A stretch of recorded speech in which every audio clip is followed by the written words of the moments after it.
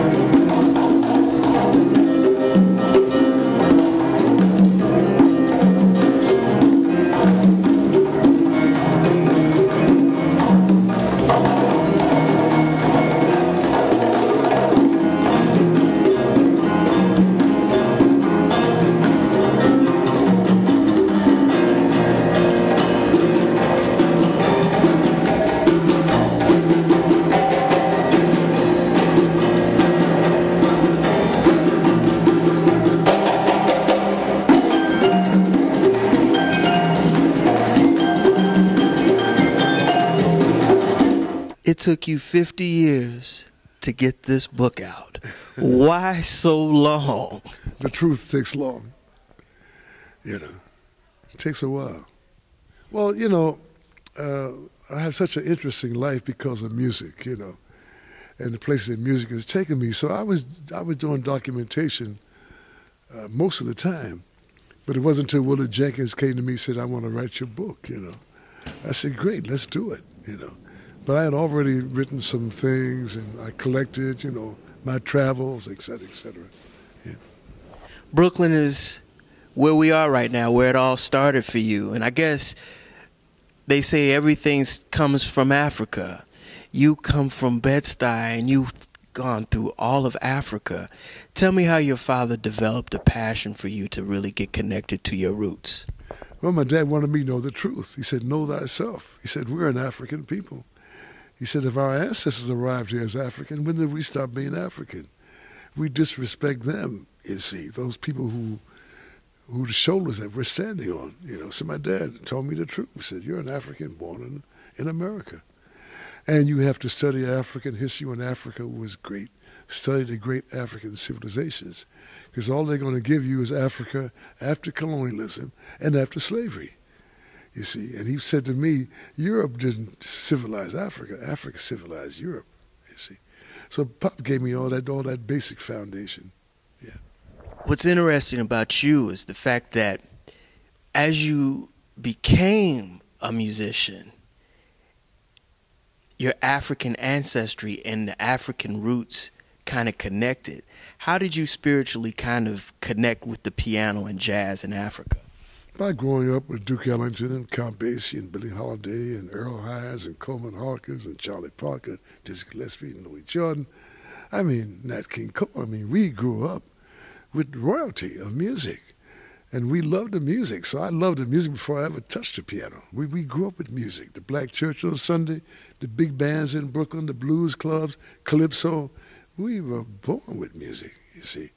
So for me, it was just a natural direction to tell where the music came from, who we are, and the beauty of our people through music. But that was already done in the 20s and in 1910, 1915 by those people who sacrificed and gave us the foundation that we do what we do today.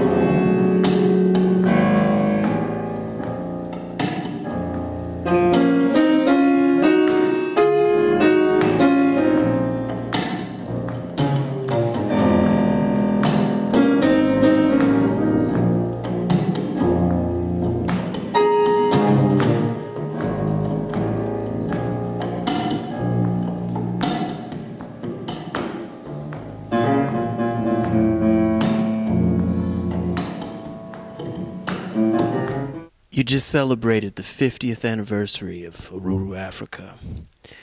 And going back to some of your friends that you met, Brock Peters and Langston Hughes at the Music Inn, tell me about why you decided to write a very important piece that represents Mother Africa, and how important is it now in 2010 that we're now celebrating the 50th anniversary? Well, it was in the air, you know. I grew up with giants, you know. So people like Max Roach, Sonny Rollins, John Coltrane, Oliver Nelson, everybody was writing about Africa. But that goes all the way back to the early 20s, 19, they were writing about Africa. So I just studied what our ancestors did before.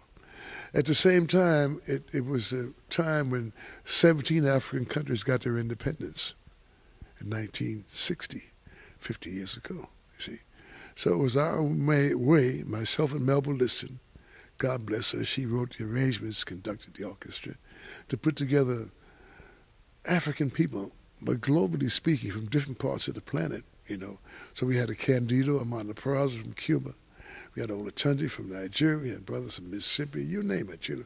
But the show, when it comes to the music, we speak the same language, and that we're really African people, no matter what they call us, you see. So that was Uhuru Africa, and we use the African language because as a child I was always disturbed at the way African people were portrayed in the cinema, like with Tarzan, where we have no language. Well, we created language, you see. So I had to choose a language, which was Kiswahili. I knew Langston Hughes. I begged Langston Hughes to write African Lady, also write a freedom poem. So it was in the air. It was not just myself, it was in that period, you know, pre-civil rights, when, you know, for us to make a stand and identify ourselves as a people. But I had my father and my mother as an early background of pride and dignity as a people. How was it going back and revisiting, playing the original arrangements, and how was it 50 years later? Timeless. Our music is timeless. And Louis Armstrong, as I said earlier, if Louis was alive today, he'd be a superstar. There's no, our culture, our civilization of African people, whether we produce music or architecture, it's past, present, and future. See? So this work of music that we did this year sound more incredible. I mean, musically, we had greater artists in 1960. They were all more bigger names, you know. But spiritually, it was very powerful. Melba Liston was very, very important to that whole entire album. Tell me about how you guys met and how she brought a whole nother voice to jazz music, not just jazz music, because she was she arranged for popular music too. Bob Marley, Motown, I mean, Quincy Jones. I mean, this woman was phenomenal. Phenomenal. I heard her with Dizzy's band, and she played trombone. And she did an arrangement of My Reverie, which was featured. And I was captured by her. I introduced myself to her. And it turned out she moved from L.A. to New York.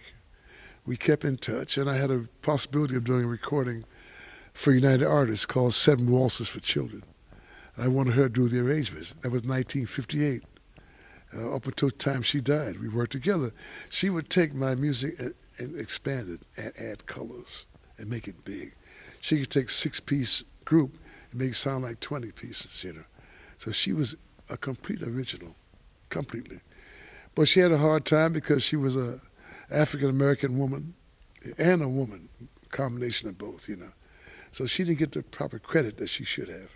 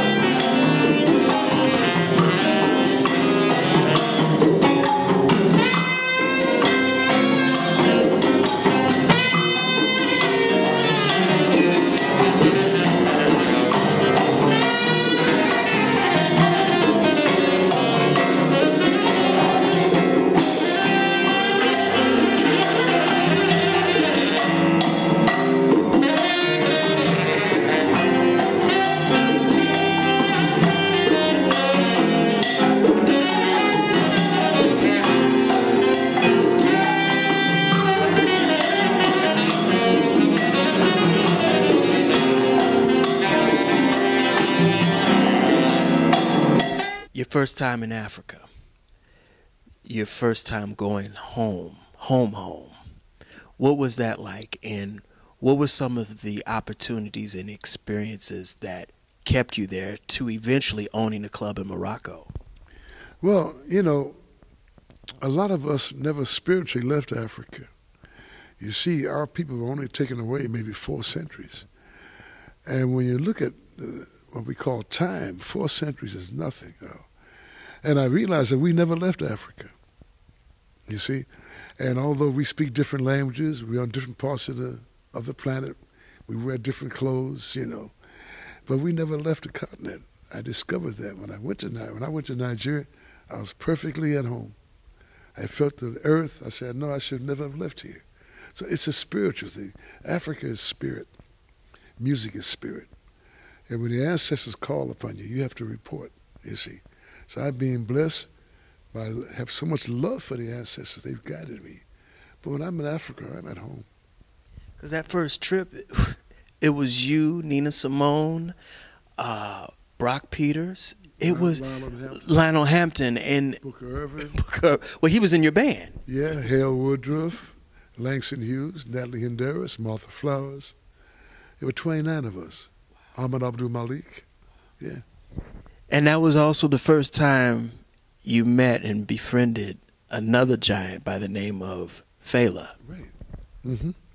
We played together in 1963 in Nigeria, but he was playing trumpet before he played saxophone. A lot of people don't know he played trumpet before. Yeah, we were very close because he was a proud African. He was proud. He loved his people. And that's a special club of us who love the ancestors. We love Africa, you see, and he was all the way. That'll do it again for another edition of the Pace Report. I'm Brian Pace, reporting live here at the Brooklyn Museum here in Brooklyn, New York. I'd like to personally thank Randy Weston for his time and his hospitality, as well as the staff here at the Brooklyn Museum. As always, please visit my website, www.thepacereport.com, for my weekly column as well as my past segments. Until next time, remember, if it's in the groove, it'll make you move. Until next time, remember, peace.